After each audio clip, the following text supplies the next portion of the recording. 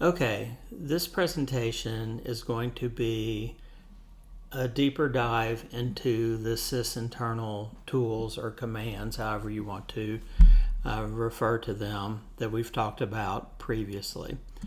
Now, sysinternals is only for Windows machines, and it is a suite of tools that exposes the internals of the Windows operating system. Now, in some cases, these are commands that were built on Windows to emulate or be similar to tools in the Unix or Linux environment. Other times they were designed around Windows, and however they do have Linux/Unix equivalents, which I will try to talk about.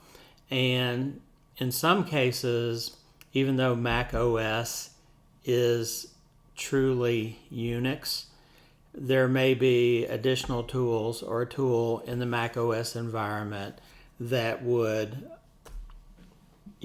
serve the same purpose as the sysinternals tool we're talking about. So this is not something that comes with Windows. You can download it from this address using the command line. I'll call it browser, but a way to access a website and download a file and store it on your local machine. And once you have it, you would extract it using this tar command. Now, one of the first tools we talked about in the previous lecture, I believe, was TCP view.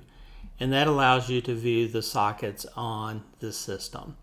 And when we run that command, we're going to get a graphical user interface window that looks like this. So you have process names, process IDs, whether there's an existing connection or whether the software is listening for a connection.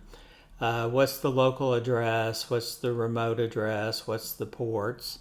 Etc. So that gives you a lot of information about connections into your machine.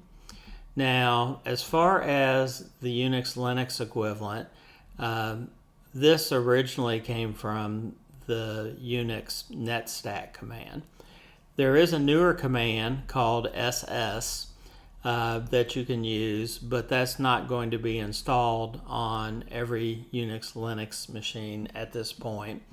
And, finding a version that's appropriate for your machine, you just have to look around and actually download and install that.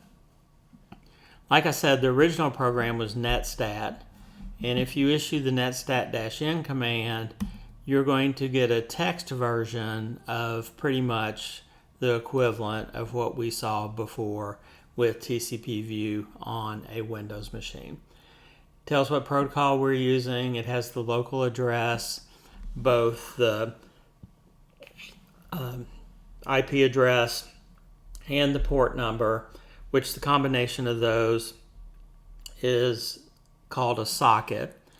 And if you look at the first command I talked about, ss, is probably an abbreviation for show socket, would be my guess. And then you have the remote address and what port it's connected to. So, for example, the first line, the remote machine, is 32.117.101.60, and it's connected to port 443, which is one of those well-known ports we talked about. So this is doing a secure HTTP or HTTPS protocol from the local machine to that machine. Sometimes when we're investigating breaches, we need to see what processes or what programs are running on the local machine. There is a command called pslist, which is going to list the processes running on your machine. It is a command line tool, not a graphical tool, and it will look like this.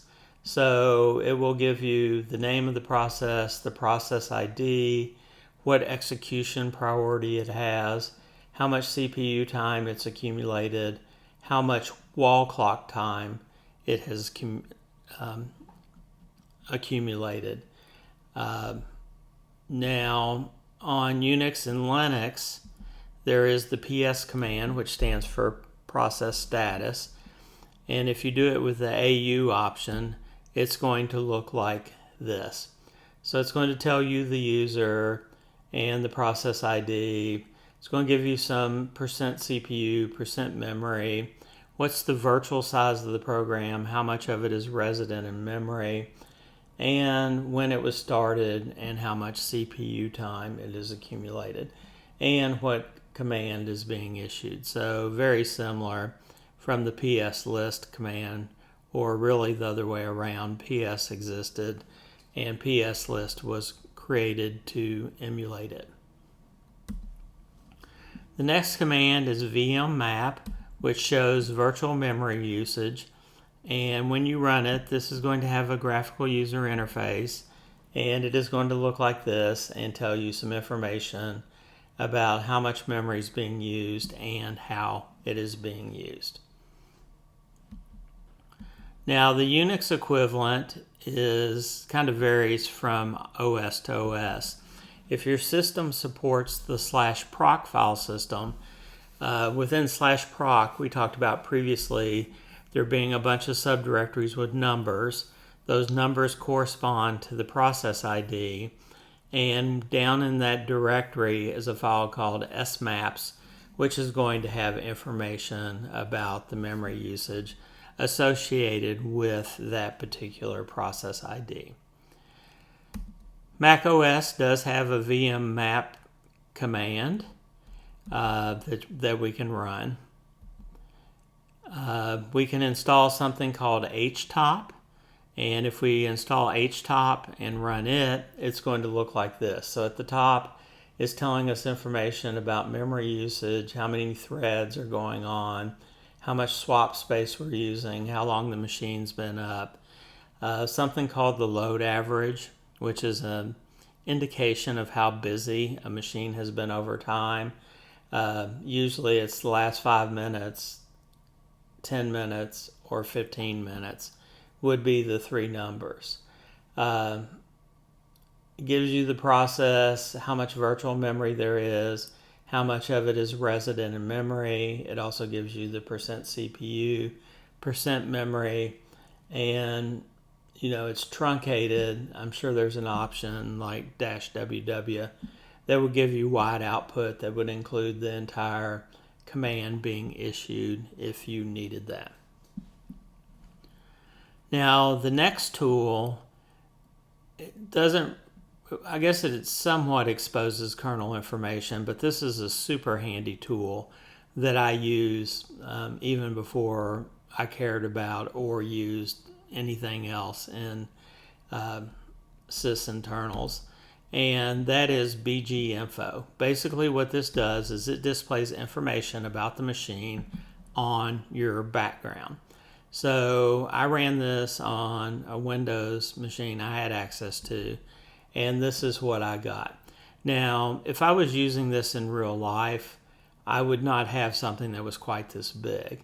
Based on my interest in normal day-to-day use, I would probably have the IP address, the subnet mask, the MAC address, maybe some hardware information about the machine. But you can go in and check or uncheck items that you would like to appear. So again, this is a super handy tool. Now then, as far as Unix and Linux equivalents, there's not a super great one. There's a program called Conky that will give you some of that information. Or if you're on Mac OS, there's a Conky for it, and there's something called Ubersite, which will give you some of the information. The next tool is PSInfo, which gives you information about the system. On Windows, this is a command line tool that will give you output that looks like this. So if you need to know what kind of processors, this machine has 2 processors. They're each 3.7 gigahertz. They're Intel Xeons. This machine has 54 mega RAM. So it's a pretty minimal machine. And it's running Windows Server 2025 on Azure, because it's running the Data Center Azure Edition. On Unix, the there's not one real equivalent. There's a series of commands that you can issue to find some of this information. uname-a is a standard Unix command that will give you the name of the operating system and the version of the operating system that is running. lscpu will give you information about the CPU or CPUs running on the machine. free-h will give you information on memory usage. Uptime will tell you how long the machine has been up. That is, how much time has gone by since the machine was started up or rebooted. ls hardware will list out hardware information on the machine. df-h will give you human readable output on disk space usage and what is free. On Mac OS, they have a tool that's been around forever called System Profiler that will give you a lot of information about the Mac, what kind of ports are on there, what kind of USB devices are connected, etc. It just goes on and on and on. But it gives you a lot of very useful information about your Mac machine. The next sysinternals command I want to talk about is ps-logged-on. This tells you who is logged into the current system. It's a command line utility on Windows, and it looks like this. Logged in locally is the user Wayne, and the machine or the domain that they're in is Wayne Test Windows, or Wayne Test Window. And it will actually in some cases tell you users that are logged on to machines that are related to the machine you run the command on. As far as the Unix equivalent, that would be the who command. When I ran the who command on my laptop, this is what I get. So I'm logged in and have 4 terminal windows open, or actually 5 terminal windows open.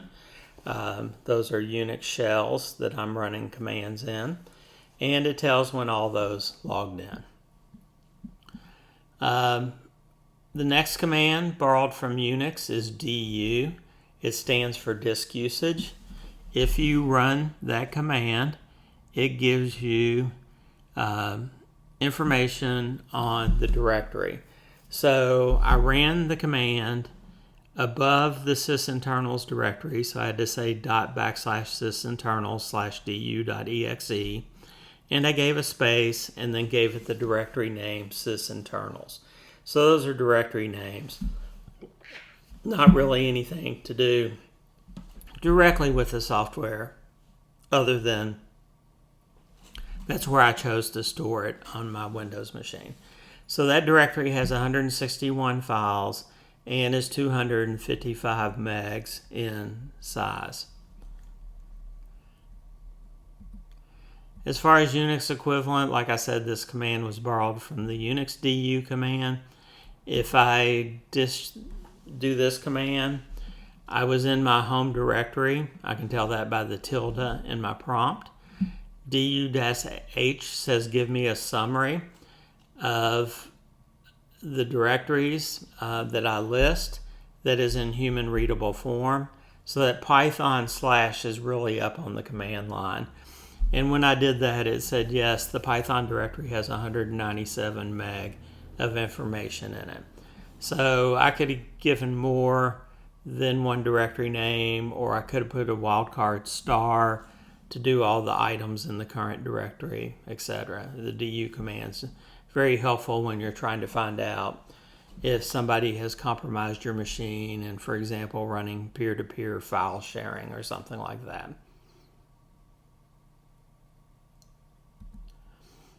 Okay, ps-ping tests connectivity and latency. This is from the Linux ping command that we'll see in a moment. But if we run this, it's going to go through and start pinging the machine you specify and telling you how quick the packet made it to the machine and back. That's the number on the end of each line. Once you terminate this with Control-C, it will tell you how many packets were sent, how many ICMP responses it got back, and from that calculate packet loss, which in this case was no packet loss. And it will tell you the minimum, maximum, and average round trip time for the ICMP packet to make it to the machine you specified and make it back to the machine that you're running the ping command on. Now, the Unix equivalent is the original ping command, and it's going to look very similar and give you the same information. Now, sometimes you find processes running on your machine that you don't want to be running.